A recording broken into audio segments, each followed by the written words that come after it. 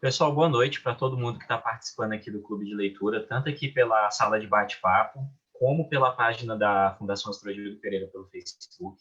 O meu nome é Paulo Souza, sou o mediador do encontro de hoje, e a gente leu nesse mês agora A Lavoura Arcaica, do Haldan Nassar, que foi publicado em 1975. Ele é um romancista brasileiro e é um livro, cara, que livro incrível. A gente está aqui na sala de bate-papo com a Arlindo, com a Thalita e com a Tati. E foi a Tati que indicou o livro para a gente poder estar lendo. E eu já, antes da gente começar o bate-papo mesmo, eu só queria passar uns avisozinhos. Se você está acompanhando a gente pelo Facebook e deseja participar, só manda uma mensagem lá que o pessoal da biblioteca, a Thalita e o Alexandre, eles vão estar mostrando como vocês vão participar aqui da sala de bate-papo. E caso você não queira participar daqui da sala de bate-papo, você pode mandar as mensagens na página do Facebook, agora onde está ocorrendo o ao vivo, que eu vou estar acompanhando aqui as mensagens e eu vou estar trazendo as perguntas ou então considerações de todo mundo que está participando aqui no nosso encontro. Agora, falando sobre o livro, que livro, gente, meu Deus, eu li ele assim e eu fiquei meio chocado no final. Mas vamos começar do início, né? Lavoura Arcaica conta a história do André, que é um rapaz que morava no interior, que decidiu abandonar a família, porque a família dele era uma família muito tradicional, muito do patriarcalismo, né? Patriarcado. Estou com a língua um pouco presa hoje. E ele acaba o irmão dele indo até ele na cidade para poder estar convencendo ele a voltar para casa. O André ele tem alguns problemas mal resolvidos com o pai e uma relação meio incestuosa com a irmã dele. E aí a gente acaba tendo todo esse conhecimento. É um livro escrito em fluxo de consciência, então a gente tem o personagem narrador falando e a gente não tem uma temporalidade muito forte nesse livro. A gente não sabe exatamente as coisas que são realmente do passado, que são do futuro. A questão temporal do livro é o que faz a leitura dele ser envolvente, porque ao mesmo tempo que a gente está lendo o pensamento do André, a gente está vivenciando também algo que está acontecendo. Quem gostaria de começar falando alguma coisa?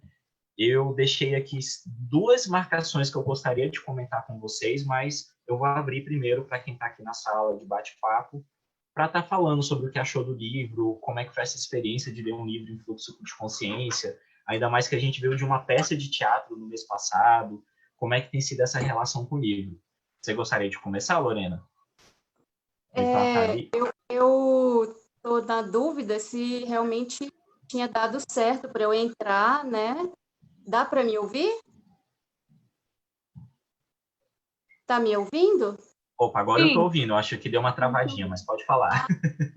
Então, eu não sabia se... Porque esse Zoom é a primeira vez que eu baixei. Então, Tranquilo. dá para ouvir, né?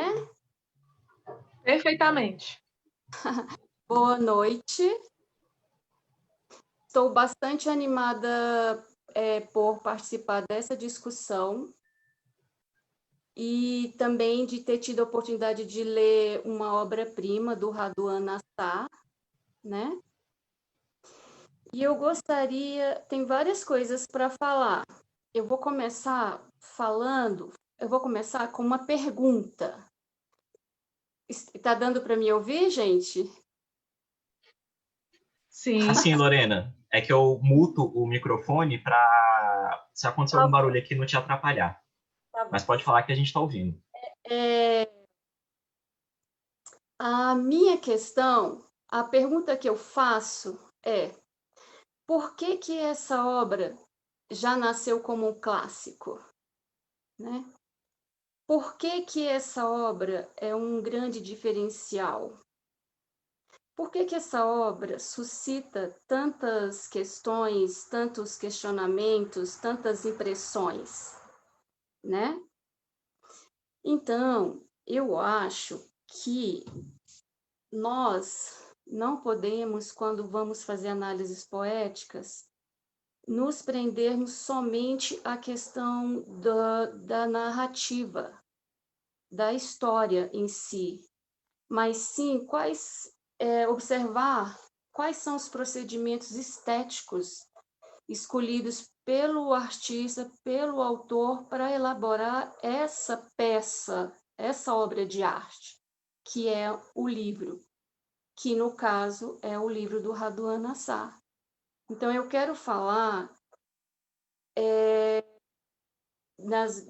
do meu ponto de vista, quais foram esses procedimentos estéticos e poéticos para levar a ser uma obra tão incrível. O enredo em si, a história, é bastante forte, bastante chocante, mas isso não é suficiente para se tornar uma obra de arte, né? É a junção desses dois aspectos, é a junção dessa narrativa, dessa história, com os procedimentos estéticos, a parte formal dessa criação, a parte formal dessa como que foi estruturado tudo isso, né? Então, eu posso estar falando um pouco, em seguida, eu posso já introduzir essas minhas avaliações. O que vocês acham? Vou tomar aqui a palavra. Boa noite a todos, sou Thalita, coordenadora da Biblioteca Salomão. Eu acho que sim, esses aspectos estéticos, Lorena, com certeza contribuíram para que esse livro se destacasse. Afinal de contas, ele, se eu não me engano, o autor só escreveu 2 livros, né? Ele parou por aí, mas isso não deixou de o autor ter esse destaque na literatura brasileira, né? E esse livro também. Então, uma das coisas que eu destaco, que foi uma das coisas que eu mais gostei no livro, é a Alicia, né? É uma prosa que ela é misturada com poesia, se é que eu posso falar assim. E você vai lendo. No começo eu acho a leitura um pouco densa de entender, e densa também esse fluxo de consciência é carregado, né? O fluxo de consciência é justamente isso, você entrar na cabeça do personagem e o leitor entender o que ele está querendo passar, né? Aí eu acho denso um pouco a leitura no início, parece que ela não vai fluir, mas eu acredito que a cadência, que é um aspecto estético na poesia, ela faz a leitura fluir depois, né? Você vai entrando no ritmo. Eu tive essa sensação, né? Então acredito que, assim, a priori, o que eu queria comentar era isso, né? Sobre esse aspecto que faz, assim, a cadência que facilita a leitura e deixa também interessante, né? Acho que é isso. Muito bem. Eu mudei de lugar aqui. Eu espero não cair esse mês da minha conexão, porque o mês passado eu caí por conta do sinal de internet. Eu até mudei de lugar aqui para ver se fica melhor. Eu vi que o Joel entrou. Joel, seja bem-vindo aqui ao nosso bate-papo. Só tá um pouco baixo o seu áudio, Paulo, bem baixo. Tá baixo? Tá, bem baixo. Eu até aumentei aqui no máximo o meu. Ficou melhor agora? Para mim, não.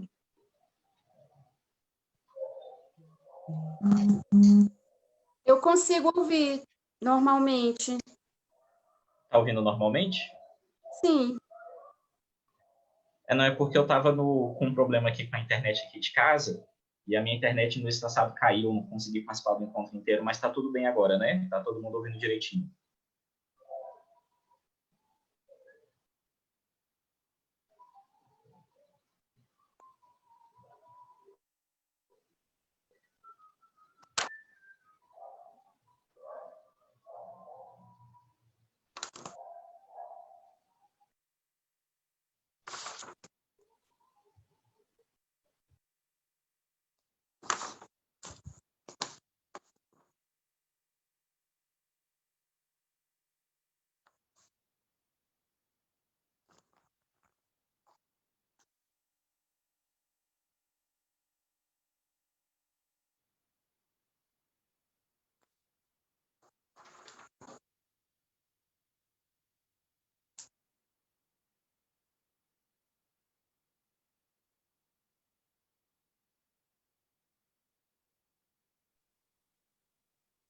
O Paulo saiu, gente? Não entendi. Parece que... Anitta, eu acho que o Paulo caiu. Tá, Ele sumiu tudo bem. aqui da Então, planilha. eu vou continuar aqui.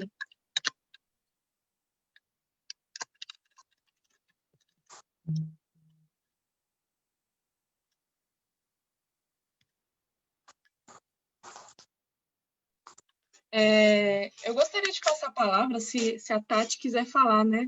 Acho que ela está só ouvindo aqui a gente hoje. Foi ela que indicou esse livro, né? A Tati é uma das nossas membros aí do clube, que sempre está com a gente. Tati, você deseja falar alguma coisa, comentar alguma coisa sobre o livro? Vamos ver se ela vai falar alguma coisa. Não fui eu que indiquei o livro para outra pessoa, mas eu não lembro. Sério? Desculpa, a gente achava que era você. É porque eu indiquei 4 ou foi 5 livros, né? Aí. Ah, tudo bem, sem problema. Tranquilo. Mas você deseja compartilhar assim, alguma impressão sua da leitura desse início? Você conseguiu ler o livro? Então, eu não li ele todo, como sempre, porque eu só lembro de ler quando tá bem perto, né? Eu peguei ele para ler hoje. Eu li só até a página 60. Tudo bem, não tem problema não. Joel, você está ouvindo a gente? Está participando aí? Queria saber se você já leu o livro, se você já conhece, ou a sua impressão que você tem pelo livro. Se você quiser participar, por favor, sinaliza aqui para a gente, tá bom? Gente, então, por enquanto é isso. Obrigada, Tati, pela sua participação. Vamos continuar agora falando do livro, né, como um todo. Me lembrou muito, né? O livro foi uma parábola, né, do filho pródigo. Sim. Ele sai de casa, né, e tudo mais, e vai curtir, conhecer o mundo, né, conhecer o prazer, e depois ele volta para casa e tem essa festa, né? Exatamente. E também tem no livro sobre isso, né?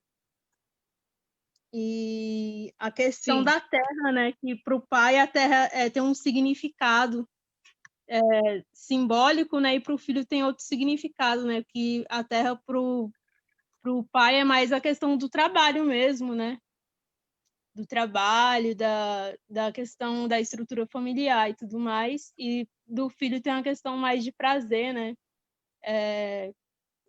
a terra, né. É só isso mesmo, eu acho.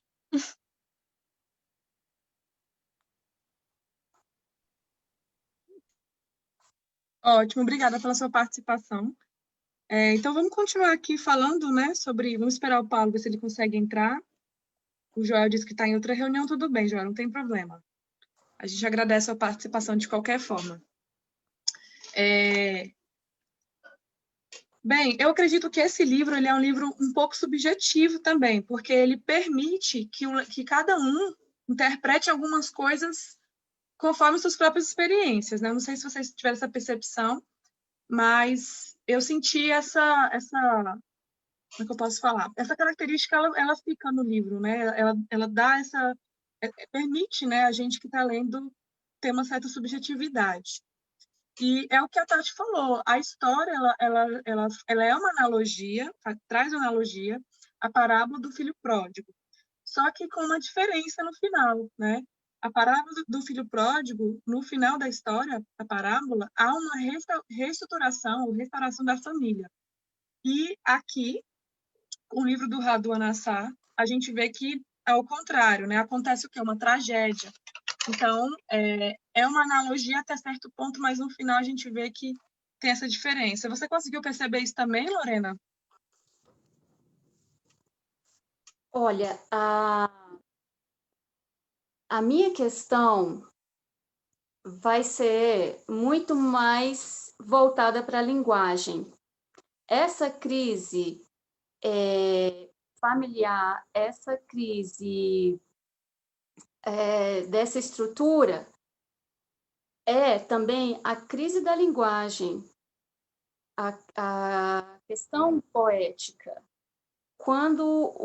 Tá me ouvindo? Sim, estão te ouvindo. Pode continuar. Quando é apresentada essa emergência, né, adolescente, desse jovem, nas suas crises internas, na sua desadaptação naquele ambiente, né? Que podemos dizer que há uma atmosfera, um ambiente austero, um ambiente ali que ele se confronta com aquilo, que ele não se sente parte daquilo, é também uma desadaptação da própria linguagem, eu creio, né? Eu vou falando no decorrer e vou tentando ser mais clara quanto a isso. Então, aí voltando para o início, quando eu falo, né, o que Pound diz o seguinte: uma grande literatura é aquela carregada de significados, né? Altamente carregada de significado e de sentido, altamente carregada de sentido. Então, para que essa narrativa seja altamente carregada de sentido, justamente a palavra, a poética ali, ela é colocada de uma forma extremamente radical, extremamente trágica também, né? Essa efusão de palavras que traz uma efusão de sensações, de sentimentos, esse exagero nesse expressar poético é também uma crise, né? E é muito interessante. Então, a crise desse protagonista, ela está totalmente de acordo com essa crise da linguagem, essa expressão sem limite da linguagem e do poético, né? Então, eu, particularmente, prezo muito o poético. Eu sou muito voltada para a prosa. As minhas leituras, a maior parte das minhas leituras são em prosa, né? Mas eu valorizo muito a poesia. Eu acho que a poesia é a mãe das artes, né?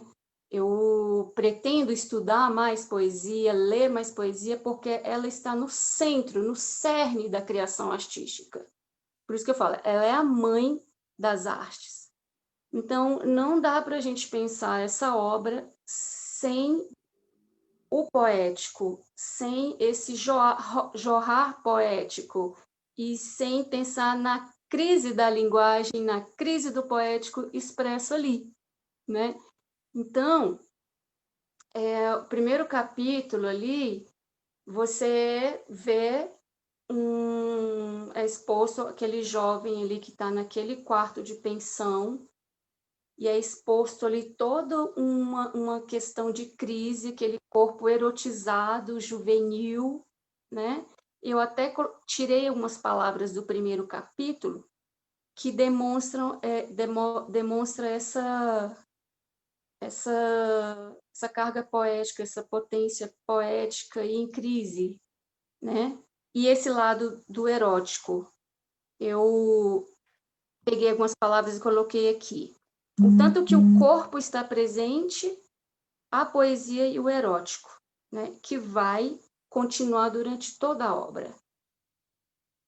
Palma da mão, pele molhada, ponta dos dedos cheias de veneno, penugem, peito, cabelos, faces, olhos, cílios, orelha, retina, meu sexo, e também encontrei as palavras angústia, desespero, sobressalto, susto, espanto, confuso, aturdido. Enfim, eu vou estar sempre puxando na minha análise para o lado dessa expressão poética da linguagem. Então, o autor, para ele conseguir se expressar nesse jorro poético, ele construiu uma narrativa sem ponto final, sem parágrafos, para vocês perceberem que cada capítulo só tem somente um parágrafo. Cada capítulo é um parágrafo.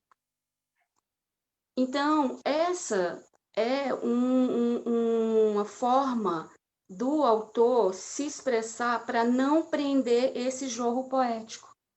E essa ânsia e esse desespero, essa busca do protagonista, essa liberdade que está dentro dele, né? Então, a gente vai ver capítulos que só tem somente um parágrafo em todos os capítulos. A gente vai encontrar capítulos curtíssimos. Tem capítulo que é uma frase, né? Então, isso explica essa estrutura poética escolhida pelo autor, né? E também é extremamente incrível e belo como esse autor compõe toda essa estrutura totalmente calcada na questão da natureza. As lembranças, as imagens trazidas desse protagonista é sempre em meio à natureza, ele se relacionando com essa natureza, ele deitado na relva, ele no meio dos insetos entrando na pele dele, andando pelo cabelo dele, o som da natureza, a água, os pássaros, as plantas, as flores. Também como uma grande metáfora poética para mostrar como esse protagonista ele é tem uma potência tão intensa como a própria natureza, né? Que é impossível de segurar, impossível de reter, impossível de impedir a sua ânsia, seu potencial, a sua desadaptação natural diante dessa realidade, desse espaço familiar, né? E por aí vai. Gente, vocês estão me ouvindo agora bem? Sim, perfeitamente. Agora tá ouvindo bem, né? Não tô travando mais. Nossa, que bom. Desculpa ter caído, gente. Eu tô com um problema aqui em casa, veio um modem da NET, o modem veio com problema, os técnicos trocaram e trocou de novo e continuou com problema na internet, mas eu acho que agora tá estável. Lorena, eu gostei muito do que você falou e eu separei até um texto da Renata Pimentel, que ela é uma estudiosa também da obra do Haldane Nassar, que ela fala que o uso da linguagem poética na construção da obra dele coloca a poesia como gênero essencialmente literário e o gênero que tira a linguagem do seu eixo norteador. Então, ela traz essa questão que você está falando, que ele traz a poética como eixo norteador para a construção. E ainda ela fala aqui, ó, em seu estudo, né, acerca de lavoura arcaica, chama bastante atenção para a presença do poético na obra de Haldane Nassar, em meio à narração, onde doses concentradas do fazer poético e o efeito que ela chama de desautomatização da linguagem, que é justamente isso que você estava falando, que é a desautomatizando o texto, buscando maneiras novas de falar sobre o que todos já conhecem. Consegue causar estranhamento e deslumbramento do leitor. O autor tira o leitor do conforto do conhecido para jogá-lo diante de formas inesperadas que remetem ao mundo essencialmente real. Então, foi legal você falar isso, porque foi bem isso que eu estava procurando aqui quando eu achei esse texto da Renata Pimentel sobre a obra da lavoura arcaica. Você completou de uma forma muito legal, você trouxe uma visão muito legal. Thalita, eu caí, o que aconteceu? Depois que você caiu, eu peguei e retomei a fala, né? Eu falei sobre essa questão da cadência, que tem, né, o texto. Eu acho que é uma das partes que eu mais gostei no livro como um todo, assim, né? Não sei se você ouviu falando isso. Aí depois eu peguei e tentei passei a palavra para a Tati, ela falou rapidamente. Ela disse que não foi ela que, no caso, tinha sugerido o livro, né? A gente teve essa impressão de alguma forma, mas é porque na época ela sugeriu vários livros, só que esse aí não foi ela. E eu tô achando que foi a Martinha. Isso que eu ia falar aqui agora, que eu tô acompanhando aqui a live pelo Facebook, e a gente tá com a live aqui com as pessoas acompanhando, e a Martinha falou, fui euzinha que indicou. Então foi a Martinha que indicou o livro mesmo. Ótimo. E o Joel também tinha entrado, só que depois eu acho que ele não tá mais aqui com a gente, ele saiu. Então foi não, sem isso. problema. Foi só esse percurso aí que a gente fez. Uma das coisas que eu gostei mais dessa cadência, para quem estuda poética, quem faz essas coisas, pode ter percebido que a maior parte das construções ali, das frases, são feitas na sílaba poética. Ele sempre termina uma frase com uma palavra que encaixa no final da frase seguinte. Então, isso faz a cadência da leitura ser muito boa. Porque quando a gente estuda sílaba poética, a gente vê que ele faz a rimagem com as sílabas tônicas da última palavra da oração. Então, isso acaba fazendo com que a leitura fique também realmente muito boa. Eu separei um trechinho aqui que eu adorei, que eu gostei muito, porque além do livro ser super complexo, né, a gente vai lendo e vai pensando assim, meu Deus, o que está acontecendo? O que ele está querendo dizer? Ele joga umas verdades na nossa cara, né? Ele chega assim, dando uns tapão na gente. E eu separei aqui um trechinho que eu queria ler com vocês, só para compartilhar. Em que aqui, né, o trecho, que é do capítulo número 9. Rico só é o homem que aprendeu, piedoso e humilde, a conviver com o tempo, aproximando-se dele com ternura, não contrariando suas disposições, não rebelando contra o seu curso, não irritando sua corrente, estando atento para o seu fluxo, blindando-se antes com sabedoria para receber dele os favores e não a sua ira. O equilíbrio da vida depende essencialmente desse dom supremo, que é justamente isso que ele traz a leitura toda, né? Que o André, ele tenta fugir do tempo que ele precisa viver, mas o tempo dele sempre está trazendo ele para ele poder fazer essa colheita, né, das consequências da vida dele. O que vocês acharam assim dessa questão do livro, dessa atemporalidade, né, de você tentar fugir do seu destino, mas o seu destino ir bater na porta do quarto que você está para te levar de volta para o local que você tem que estar? De início, Paulo, esse capítulo aí foi o meu preferido, porque ele é muito rico. E o Raduan coloca o tempo até como se fosse um personagem. Falta ele dar vida para o tempo e colocar ele como personagem. Então, assim, você lê o capítulo, você fala quanta riqueza, né? Falando sobre o tempo. Volta e meia ele fala sobre a paciência. Então, essa foi uma das partes do livro que eu mais parei para refletir também, né? Então, traz justamente isso aí que você pontuou. E era até um comentário que eu ia fazer sobre esse capítulo, né? Que dá vontade de você lá voltar e ler de novo para você... A gente acaba aprendendo, né? Não tem como. Sim. E você, Lorena? Eu vou voltar um pouco na sua fala, o que você falou primeiro, que é Por favor. Da estrutura, né, poética ali. Qual é o termo que você utilizou ali nas...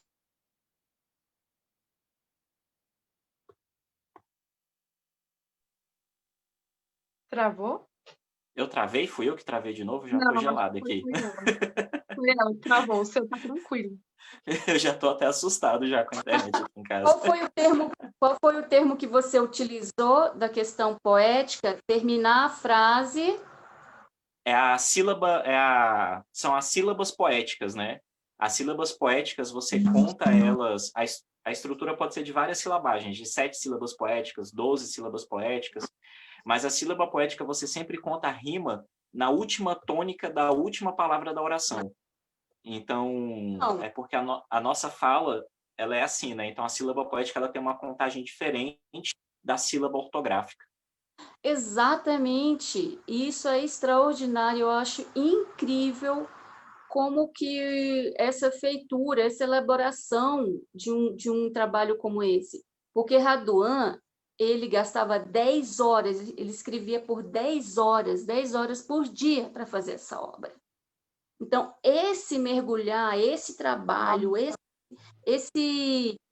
esse elaborar é simplesmente fantástico.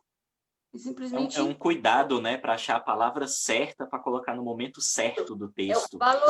valorizo completamente Flaubert, para escrever Madame Bovary, também escrevia o dia inteiro, ficava totalmente fechado, totalmente envolvido naquela escrita, naquele trabalho. Por isso que ele é considerado um mestre na arte da escrita, né? Então, eu acho que isso é muito importante a gente se ater. Quanto leitor, observar essa estrutura, essa elaboração, como é feito esse trabalho, como se fosse o esculpir de uma escultura, né? Pintura de um quadro, é a mesma coisa. Então, é simplesmente incrível, maravilhoso. Outro autor que eu admiro muito é o Graciliano Ramos, na forma como ele escreve. Nossa Senhora, Grande Sertão Veredas Foi ele, não foi? Ou eu estou Não, confundindo? Grande Sertão é o Guimarães Rosa. É Guimarães Rosa, é verdade. Eu Guimarães confundi. Rosa também obras de arte incríveis, né? E o Graciliano, ele que é o autor de Vidas Secas, São Bernardo, a Angústia, Insônia, e também outra obra importante é Memórias do Cárcere.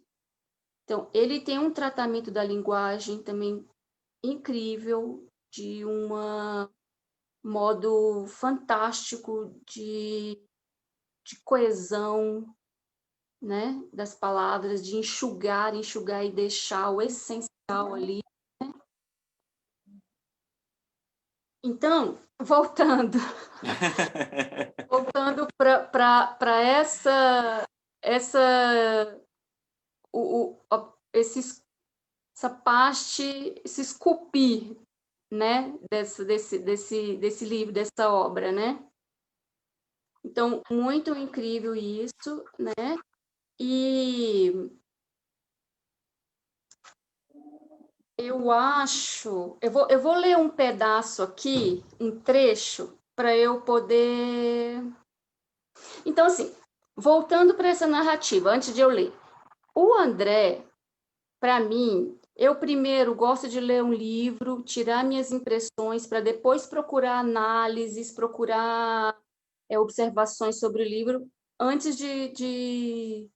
Primeiro eu tenho as minhas, depois eu vou procurar outras análises. Não deu tempo de eu fazer isso. Eu quero fazer isso, porque eu fiquei tão entusiasmada com essa obra, eu fiquei tão impressionada com essa obra, que eu quero escrever um ensaio sobre esse livro. Legal. Então, para mim, o André é uma metáfora mesmo da arte, da linguagem, dessa poesia, dessa poesia em sua essência. Ele é a metáfora, dentro daquela estrutura familiar, de que as coisas não podem ser explicadas somente de determinadas formas. E a arte tem essa função, né?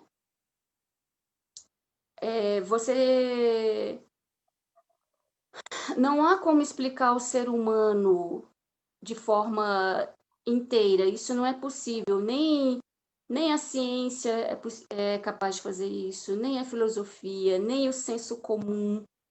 E a arte tenta fazer isso, a arte abre espaço para uma diversidade de seres humanos, né? Os seres humanos são várias coisas. Então, esse André, naquela família, ele não é só mais um integrante daquela família, né? Ele tem que se expressar e ele se apresenta com diversas formas, diversos tipos de seres humanos. Por isso ele é tão desadaptado dentro daquele sistema. Então, para mim, ele é uma metáfora da própria arte. E as coisas não podem ser explicadas somente por um ponto de vista, mas vários Sim. pontos de vista. E a arte faz isso. Ela expressa a realidade transfigurando a realidade, transcriando essa realidade. Então, o André é a representação disso. No entanto, você vê várias passagens do Alcorão aqui nesse livro, né? Porque ele é baseado Sim. Ele tem muita influência árabe, né? Exatamente. E aí tem o texto artístico para mostrar, e esse texto artístico é a fala do André, para mostrar que o mundo, ele pode ser explicado de outras formas. Exatamente. No capítulo em que ele está conversando com o pai, depois que ele retorna para casa, né? E o pai traz o verbo, a palavra, para manutenção daquela estrutura familiar, da tradição, do status quo. André repele aquilo. Ele repele através da palavra e da palavra artística e através desse estranhamento, que ele é um estranho, é um desadaptado. Enfim, não sei se dá para entender. Não, dá para entender muito, e a gente vê que a família, por conta dessa rigidez, né, ela acaba meio que, assim, destruindo os outros filhos, porque a gente vê o caçula, o Lula, ele compartilha do mesmo desejo do André, de sair daquela vida, de sair daquele lugar. Aquela conversa que eles têm enquanto o André chega no quarto e senta na cama com o Lula, gente, que conversa pesada, porque você vê que toda a família já está corrompida, né? Você vê que toda aquela exigência, aquelas coisas estão destruindo a família, só que assim, eles não conseguem se ver destruídos. Eles acham que são um exemplo, eles acham que são o que deve ser seguido, eles não conseguem ver. Não é interessante que o que mantém essa família não é o verbo, não é a palavra? Sim, exatamente. É muito legal. Esse livro aqui, ele me pegou de um jeito assim que eu falei, caramba! Não é o sermão ali na mesa? O sermão do pai, do patriarcado, das gerações, das antigas gerações, do conservadorismo que não pode ser questionado. E que, na verdade, o ser humano é muito mais do que isso, não é? O ser humano é muito mais rico, mais contraditório, mais, né? Enfim. Sim. E você, Thalita? A parte Desculpa, que Lorena, é que eu vi a Thalita querendo falar.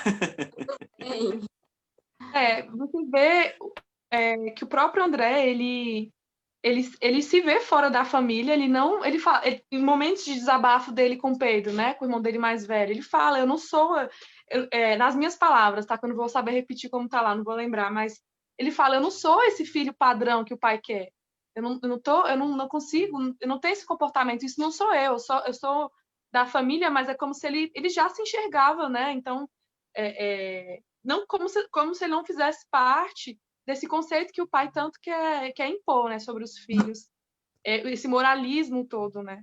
Então, eu achei muito interessante, gente, essa questão de ele desabafar com o irmão dele, colocar suas questões, falar seus dilemas e revelar também, né, a paixão dele por Ana, sua irmã. E é até uma questão que eu queria comentar. Eu não sei se a minha impressão vai estar certa, né?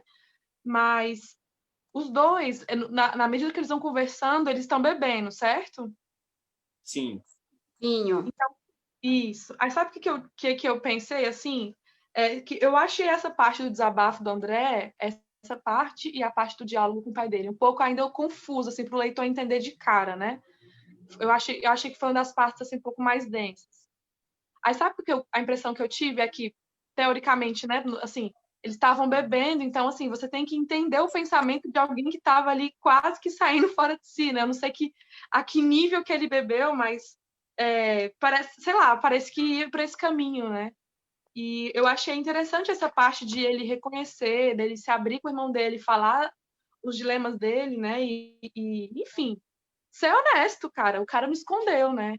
Então ele falou, aí eu sou apaixonada por Ana, eu quero estar com ela, desejo ela, enfim, ele coloca, claro, de uma forma muito mais poética falando, né? A E é cigana da isso. família, né? Ele Sim, chama ela de... E quando a gente fala em cigana no Brasil, ela tem um significado de sensualismo, isso, de... É isso é muito louco, assim, porque tanto a cigana aqui no Brasil como a cigana para a cultura árabe, ela é uma mulher que desvirtua o homem. Ela não é aquela cigana que tem uma cultura própria de uma comunidade, não. A cigana, quando ela é tratada dessa forma, é aquela mulher sensual que desvirtua o homem. E o Raduan Nassar botou a Ana sendo isso, e mesmo ao mesmo tempo que o André se sente assim, a Ana é aquela que fica perdida na fazenda, indo na capela, andando descalça pelos lugares. É muito sim, louco essas dualidades que ele põe na leitura, né? sim. Vocês falaram do Alcorão, mas eu fiquei na dúvida. A família era uma família católica? Porque ele chega a falar, né, que Viana lá ajoelhada com as contas na mão, rezando, dá a entender que era católica, mas como tem a influência do próprio autor, né? O que vocês acharam dessa parte? Ou eu Lorena, vi? o seu microfone está desligado. E agora? Agora tá bom. Eu acho que há um sincretismo ali.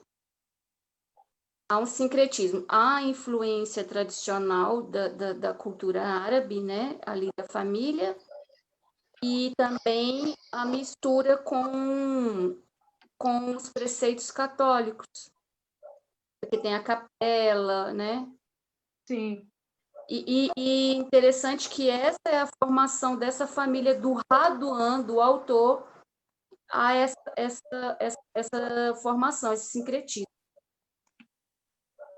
Eu também fiquei meio na dúvida. Tinha horas que eu achava que era uma família muçulmana, tinha horas que eu achava que era uma família católica, mas eu tenho para mim achar que é católica por mais que ele tenha essa descendência árabe, por conta da construção do Brasil, né? E pode falar, Thalita, que você tinha perguntado?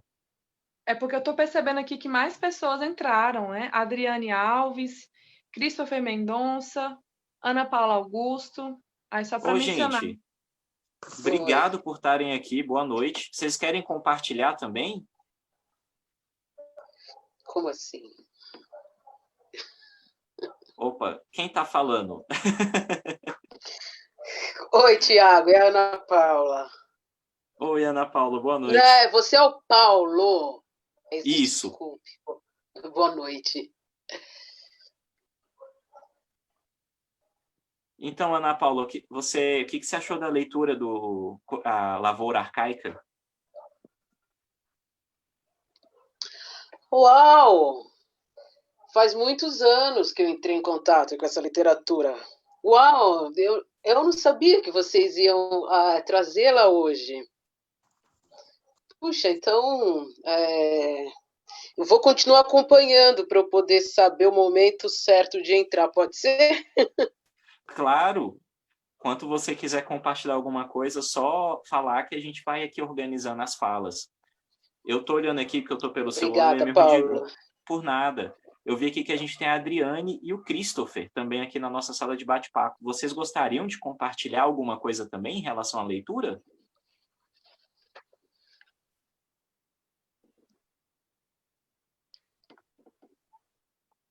Eu não sei se eles vão participar, né? Assim, falando. Ah, Porque não, como tudo bem. a gente joga o link lá no grupo, aí é livre, né? Entra, mas Sim. ok, acho que a gente pode prosseguir. Só confirmando aqui mais uma vez, eu estou acompanhando aqui pela live, e se alguém que está acompanhando a gente aqui pela live do Facebook quiser fazer algum comentário, pode escrever, que eu estou de olho aqui, e se alguém falar alguma coisa, eu trago aqui para o nosso bate-papo, para a gente tá fazendo as trocas. Vocês gostariam de acrescentar mais alguma coisa? Porque eu também separei outro trechinho aqui do livro que eu gostaria de compartilhar com vocês, que eu achei muito bom. Mas se vocês quiserem falar outra coisa, falar outra percepção da leitura, por favor, fiquem à vontade. Pode falar. Pode falar, Paulo. Pode seguir. Posso falar? Então tá bom. Eu separei um outro trecho aqui, que ele é o início do capítulo 26, mais lá para o final, né? E aqui ele escreve o seguinte: o meu pai sempre dizia que o sofrimento melhora o homem. desenvolvendo seu espírito e aprimorando sua sensibilidade. Ele dava a entender que quanto maior fosse a dor, tanto ainda o sofrimento cumpria sua função mais nobre.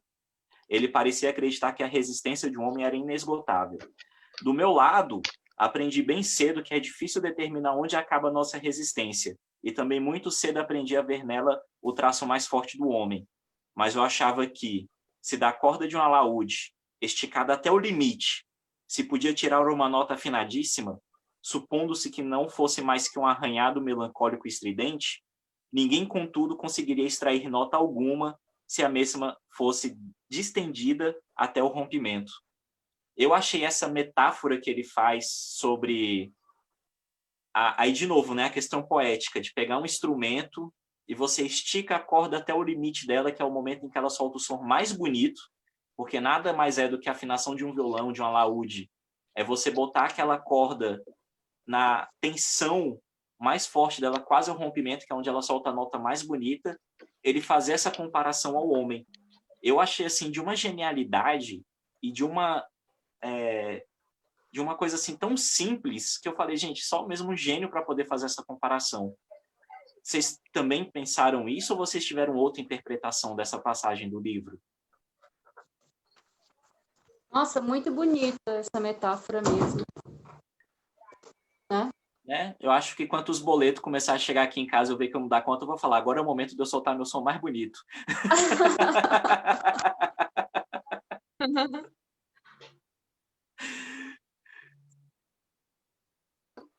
Gente, eu tinha caído aqui rapidão, caiu aqui o meu, aí eu não consegui pegar o raciocínio todo do que o Paulo falou, mas ok, estou aqui ainda. Não, é porque aqui, Thalita, ele faz uma metáfora falando que o pai dele acredita que o sofrimento melhora o homem, né?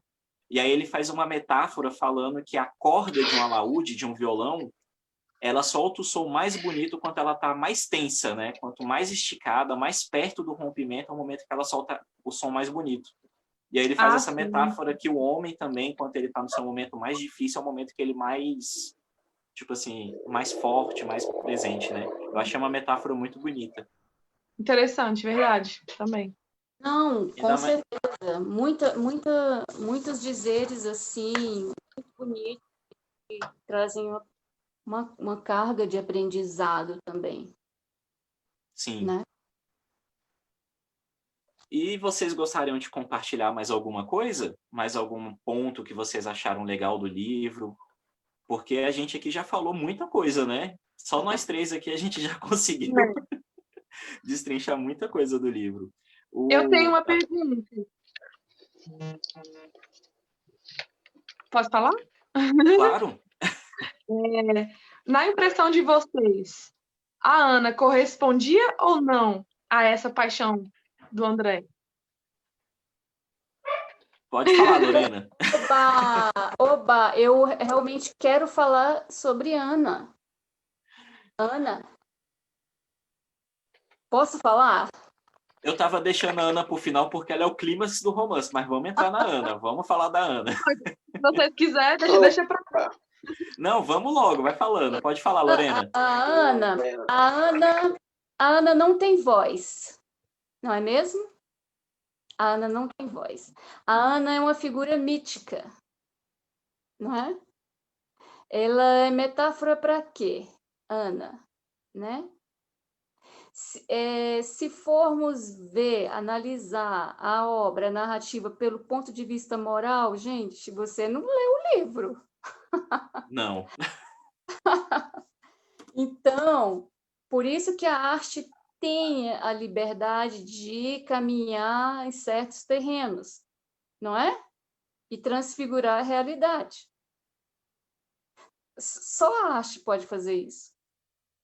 Tratar de temas tão complexos, tão complicado, que é um incesto, que está dentro de da visão de um pecado, de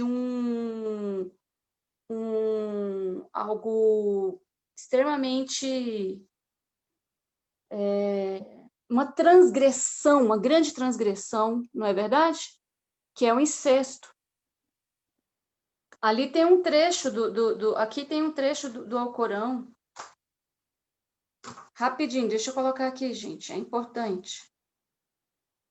Que é vedada, não é? É vedada, mais ou menos isso, é vedada a possibilidade de ter algo com a mãe, a filha e a irmã. Tá aqui no texto. Então, gente, o protagonista, ele comete uma grande transgressão se relacionando com a irmã. E não é somente o amor sensual, ele ama a irmã, assim como ele ama a natureza, assim como ele ama a liberdade, né? Então, a pergunta da Thalita, Ana o amava também? Eu acho que é interessante, assim, a gente levar para esse campo. Quem é Ana? O que é Ana? Que não tinha voz, né? Que era essa metáfora, que eu volto para essa questão da transgressão do poético, da linguagem. Então, a Ana é metáfora para isso. Eu acho, assim, eu posso falar ou você ainda vai concluir? Claro, pode falar, eu vou falando no decorrer. Eu não sei se foi muita viagem minha. Aí vocês podem me dizer se foi algo que eu viajei muito na minha interpretação em relação à Ana. Eu acho que ela correspondia e não correspondia. Ela era uma incógnita, sabe? Eu senti que ela meio que dava uma brincadeira disso, de se ela realmente sentia algo em volta para o André, o que foi acabando que o pai dela, né, faz aquela coisa, ou se era algo em que ela já estava numa situação tão tóxica por conta da família, que só foi uma válvula de escape. E uma coisa também que eu viajei muito foi eu não sei, aí é que a parte que eu não sei se eu estou viajando. A Ana, ela sempre está na narrativa indo e voltando. A Ana sempre está perdida e sempre está se encontrando sozinha nos locais para poder participar de algo. E o nome dela é um palíndromo, né? O nome Ana, ele vai de trás para frente também. E aí eu não sei se aí essa foi a minha viagem na interpretação da personagem. Se ele escolheu o nome Ana, porque Ana também se lê de trás para frente e se vai de frente para trás, e a personagem ela tem muito isso na narrativa. Aí eu não sei se eu estou viajando ou Não, se foi algo aí vocês podem falar, porque aí eu fiquei realmente com essa, assim, nossa, será que ele escolheu esse nome por ser um palíndromo e por conta da personagem estar indo e voltando, e o nome dela também dá essa impressão de ida e volta? Não sei, aí é viagem minha. E quando você fala que Ana ia e voltava, ela se mostrava e depois se desvelava, depois se escondia, Sim. né? Ela ia e voltava, isso é muito bonito. E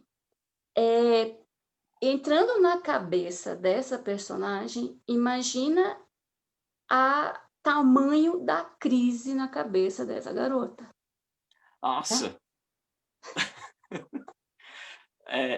Eu vou falar uma coisa para vocês. Uma crise tão violenta que ela não tinha como viver mesmo.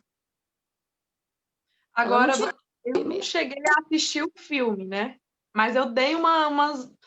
Enfim, eu botei o filme aqui para assistir, acabou que eu não consegui. O filme é um filme longo, né? Acho que é 2 horas e pouco. 2 horas e meia, né, de filme. Para mim é longo, porque eu quase não costumo assistir filme, enfim, mas...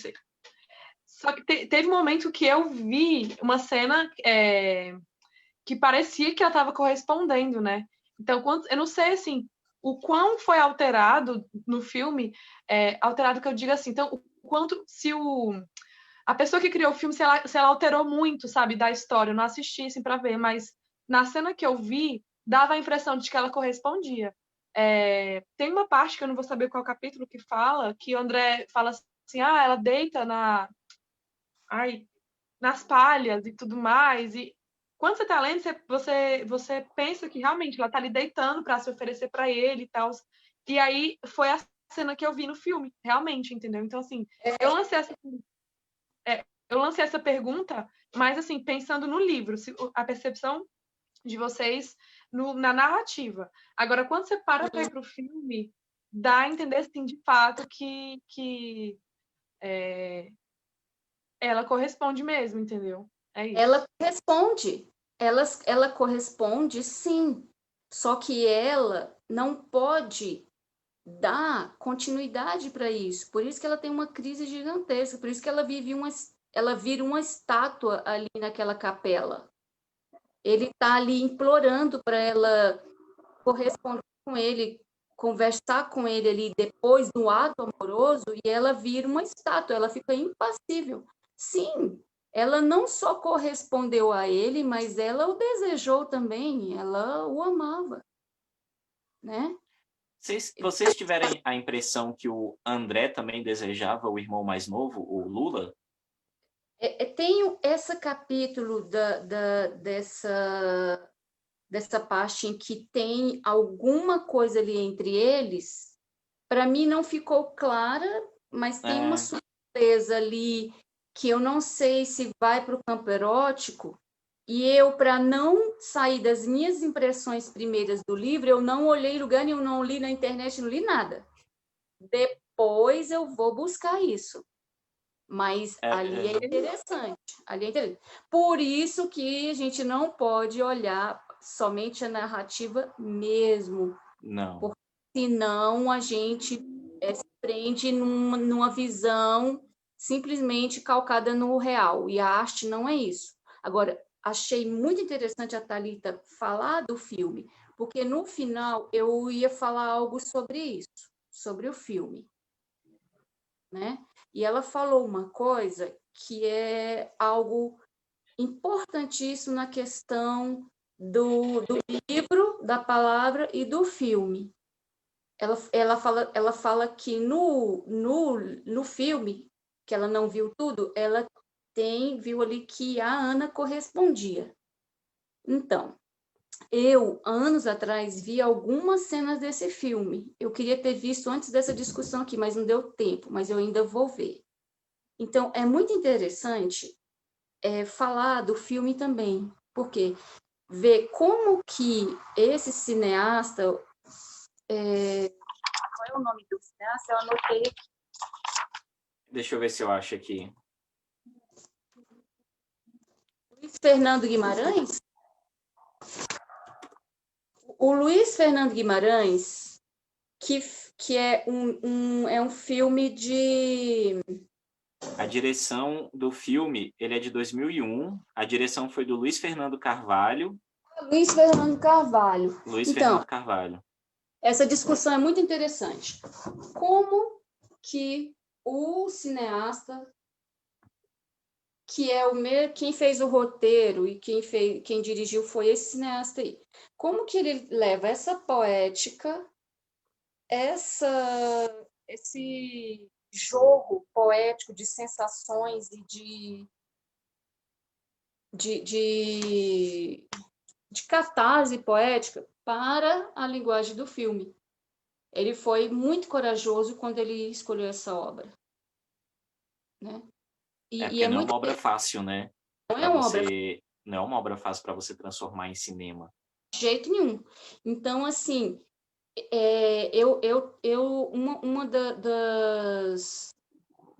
dos meus estudos é na área de cinema. E um dos meus estudos é na área da transposição do livro para o filme. Eu estudei isso. Foi isso a minha monografia na faculdade. Foi em cima do livro Vidas Secas e do filme. Que legal. Como que foi feita essa transposição? Como que foram escolhidas, o cineasta, quais foram os procedimentos estéticos para ele elaborar levar essa para o filme, para a gramática fílmica, né? E é muito interessante que o grande lance é justamente o cineasta não ser fiel ao livro. Ele quebrar com essa fidelidade e criar uma outra coisa e transcriar, né? Por isso que aquela velha frase, leia o livro primeiro, porque o filme é uma outra obra de arte, né? Sim. No caso desse livro aqui, é muito melhor você ler o livro primeiro, antes de ir para o filme. Eu já ouvi dizer que esse filme é maravilhoso, espetacular, uma obra de arte. Mas mesmo ele sendo uma obra de arte, mesmo, né, transcriando esse livro, transcriando a palavra, é importante ler o livro primeiro para que sua visão não seja guiada pela visão ali do filme, né? O filme eu não cheguei a assistir, mas eu tô olhando aqui, e que elenco pro filme, hein? Tem o Selton Mello, o Raul Cortez, Caio Blá, a Denise Del Vecchio e o Leonardo Medeiros. Só... E a Spoladori, que é a Ana. Que é uma a Simone Spoladori. Que é incrível essa atriz. Gente, eu tô chocado com o elenco do filme. Que elenco de peso. Sim. Caramba.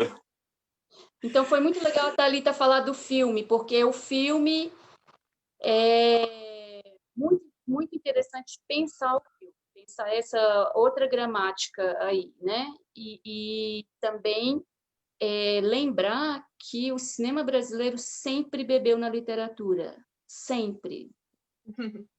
Verdade. Não, isso é verdade. Paulo, a Martinha tem uma pergunta. Ela comentou no Facebook. Eu cheguei a ler aqui, mas deixa eu abrir aqui de novo. Uai, deixa eu olhar aqui. Também estou procurando, que eu vi.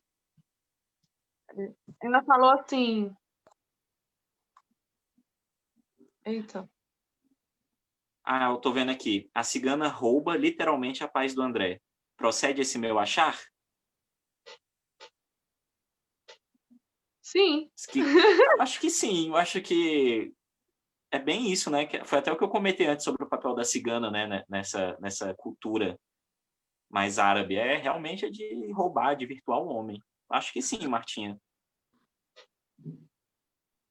Ela é uma metáfora para destruir essa estrutura que é daquela família, que é da palavra, do sermão, e que é destruir essa estrutura de realidade. Enfim, ela é metáfora para isso. A gente aqui já está caminhando para a nossa reta final, por conta do horário. E ao pessoal do Facebook, estou aqui atualizando a página. Se vocês quiserem falar mais alguma coisa, por favor, fiquem à vontade. A nossa ideia aqui é trocar mesmo isso que a gente está tendo aqui agora, cada um falando suas impressões, aprendendo com a fala do outro. E para a gente poder estar finalizando, eu quero só fazer uma pergunta antes de vocês falarem as considerações finais. O que vocês sentiram quando o pai mata a Ana? Porque eu parei de ler. Nessa hora eu parei e falei, eu não estou acreditando que aconteceu isso. Sem brincadeira, eu tive aquele momento assim de... calma, isso não está acontecendo. Eu voltei para ler de novo, porque eu não acreditei na hora que eu vi que ele mata a Ana. Como é que foi? Porque para mim foi um sentimento muito forte essa parte do livro. Eu queria saber de vocês. Eu tive que ler 2 vezes também essa parte, Paulo, para eu processar essa cena.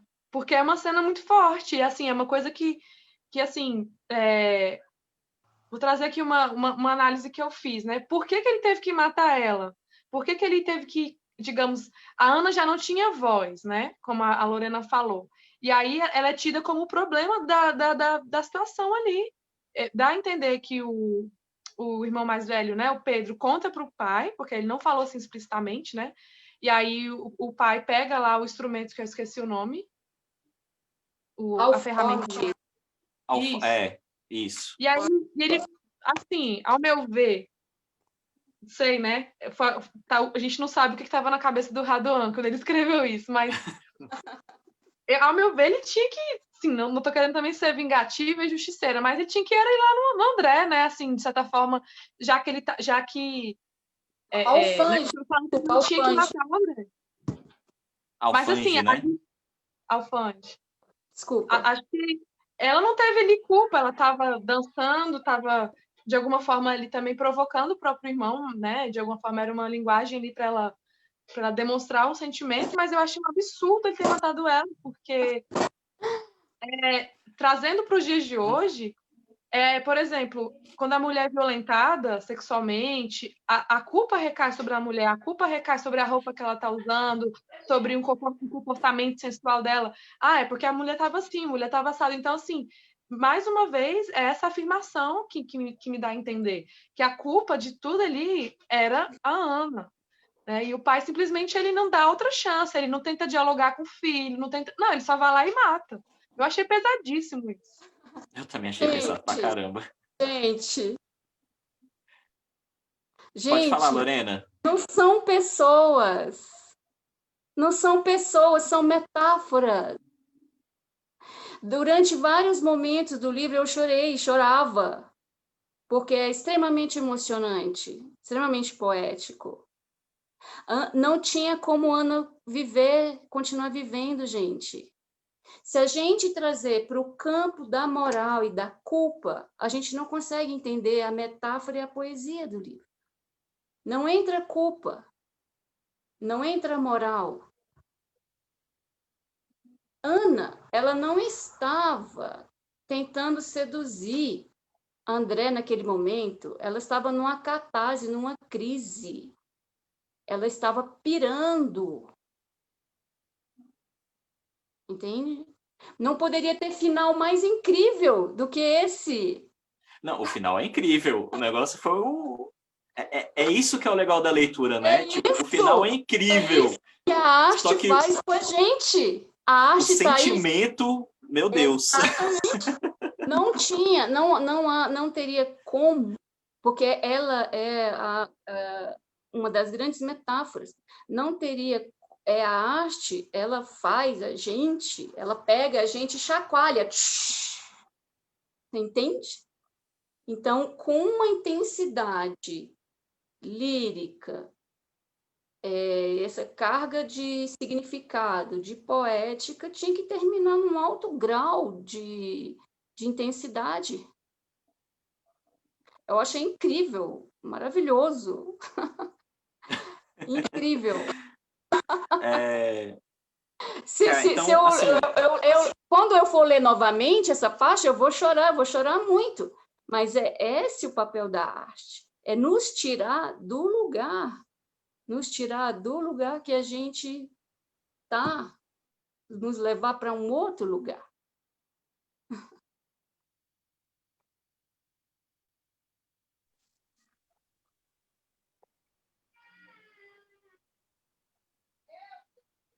Olhando por esse aspecto que a Lorena está trazendo, fica até um pouco mais leve, né, Paulo, da gente processar. Eu gostei. Se você pega e entra na história, não dá. Eu sofri, cara, eu sofri. Não, eu vou falar para vocês, o que a Lorena falou foi um bálsamo, porque a gente tem que ter esse conhecimento de que é literatura, que é metáfora, essas coisas. Só que a arte, ela tem um poder de botar a gente naquele papel, né? A arte consegue fazer com que a gente se sinta pertencente daquela história. Eu fiquei chocadíssimo. Olha assim, eu falei, meu Deus. A grande artista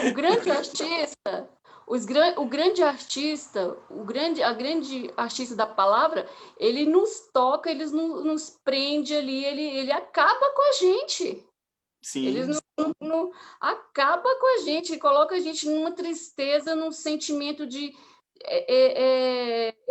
essa narrativa leva a gente para essa catarse de sentimentos e de sensações. Não é brincadeira esse livro.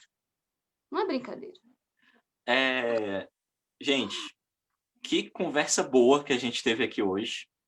Eu queria estar presencialmente só para a gente poder ter mais dinamismo, sabe? Porque às vezes o bate-papo aqui a gente fica meio travado para não cortar a fala do outro e tal.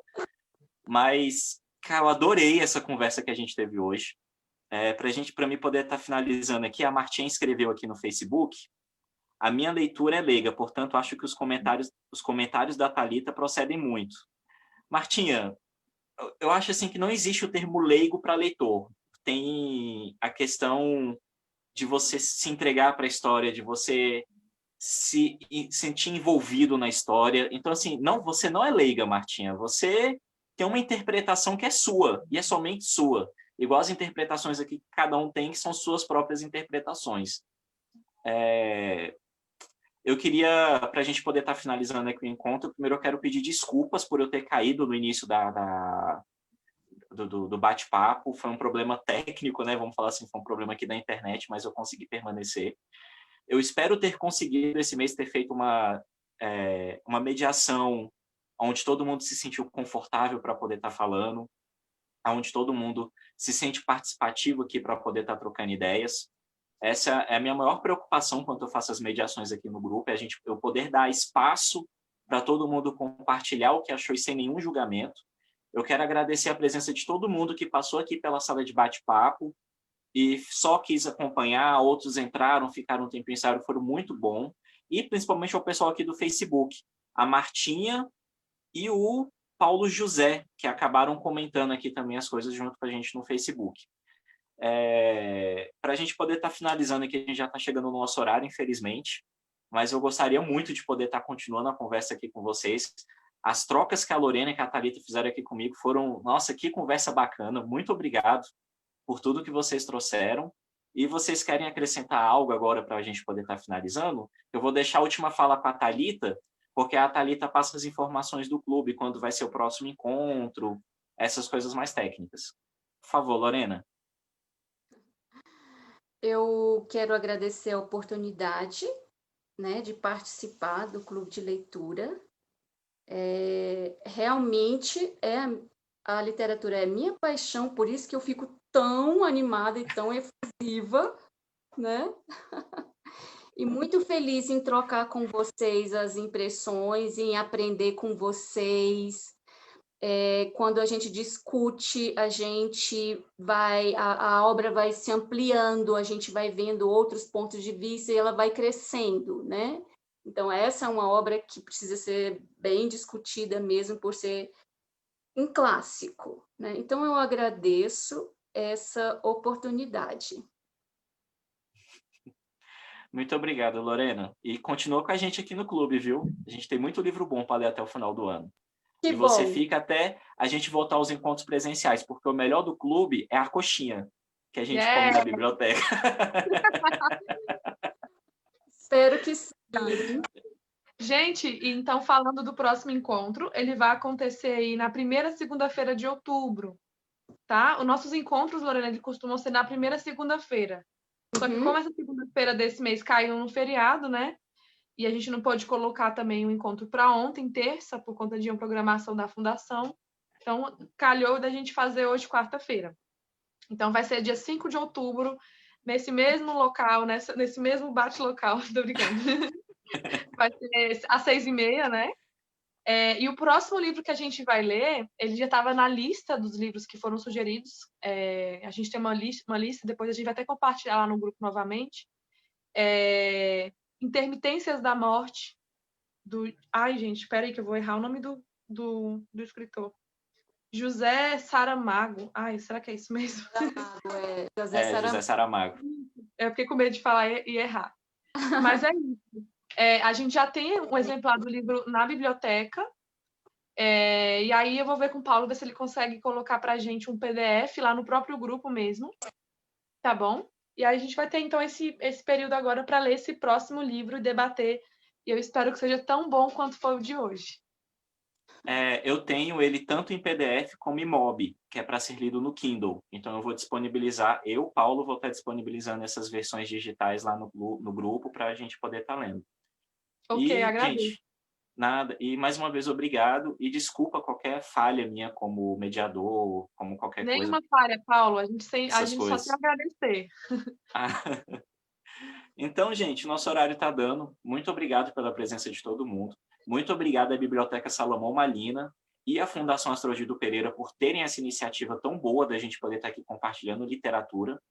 E, para a gente estar finalizando, eu só gostaria que a gente, pelo menos assim, cada um dentro da sua individualidade, cada um dentro da sua expressão religiosa, e para aqueles também que não têm expressão religiosa, que continuem orando pelas pessoas que estão perdendo a vida nessa pandemia, e que a gente continue tendo as medidas necessárias de isolamento, se possível. Se você puder ficar em casa, fique em casa. Se você precisar sair para trabalhar, porque eu sei que a vida não está fácil para todo mundo, tome todas as medidas de saúde, usa máscara, álcool em gel, lava a mão. A pandemia, a gente ainda está vivendo ela, as coisas podem estar meio que o novo normal, mas as coisas ainda estão bem difíceis. Há famílias perdendo parentes, isso é uma dor muito grande. Então, eu peço, cada um dentro da sua expressão religiosa, se você não tem uma expressão religiosa, pelo menos assim, passe o compartilhamento de algo bom para essas pessoas que estão sofrendo. Só um recadinho que eu queria dar, porque eu acho que é importante a gente não esquecer o contexto que a gente está aqui vivendo, tá bom? E respeito a todo mundo, né? Que eu acho que é o mais importante. Muito obrigado, gente. Até mês que vem. E eu vou estar só no 4G, porque eu botei no 4G no meu celular e não caí. Então vai ser 4G na próxima mês também. Legal. Então tá, gente. Um abraço, Lorena. Um abraço, Paulo. Tenham uma ótima semana. Um abraço. Tudo de bom, gente. Até mais, gente.